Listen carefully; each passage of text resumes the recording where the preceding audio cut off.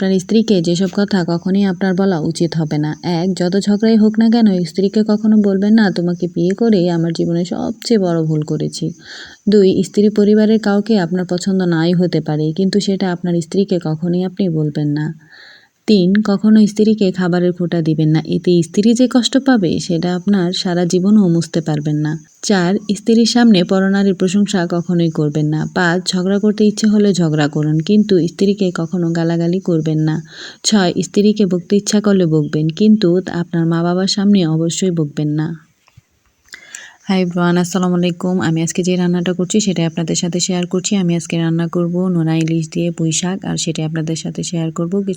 2 দিন আগে আমি পুঁই শাক নিয়ে এসেছিলাম, সেটা আমি রান্না করিনি কারণ আমি নোনা ইলিশ দিয়ে খাবো। আর নোনা ইলিশ বাসায় যেহেতু ছিল না, এর জন্য আমি 2 দিন আগে ইলিশ মাছটা কেটে ভালো করে বেশি করে লবণ দিয়ে রেখেছিলাম, যাতে লবণাক্ত নোনা ইলিশের মতনই হয়। এর জন্য আমি আগে কেটে বেছে রেখেছিলাম, সেটাই আজকে রান্না করছি আর সেটা আপনাদের সাথে শেয়ার করছি।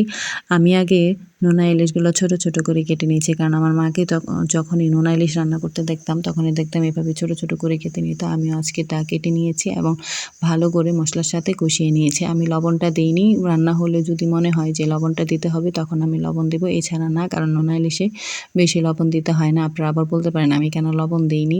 লবণটা আমি পরে দেব চেক করে, তারপরে যদি লবণ লাগে তো দিব, আর যদি না লাগে তাহলে আর আমি দিব না।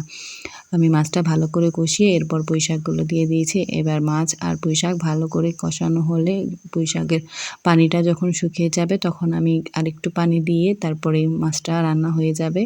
আর এটা খুব ইজিলি হয়ে যায়। আমার কাছে তো খুবই মজা লাগে নোনা ইলিশ দিয়ে পুঁই শাক। আপনাদের কার কার কেমন লাগে অবশ্যই জানাবেন।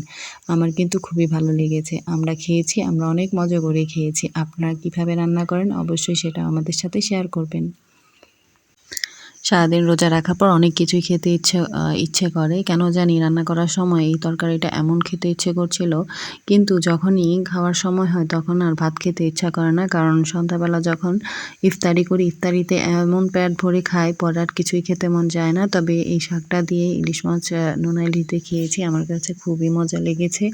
আর রোজা রেখে কেন জানি ডিফারেন্ট ডিফারেন্ট কিছু খেতে ইচ্ছা করে, সবসময় একই রকম জিনিস খেতে ভালো লাগে না। মাঝে মাঝে মনে হয় অন্যরকম কিছু খাই, একটু শাক খাই, একটু মাছ খাই, অথবা একটু গুঁড়া মাছ খাই, এরকম কিছু খেতে মন চায়। মাছ মাংস অনেক খেয়েছি, এখন আর মনেই হয় না যে মাংস রান্না করি।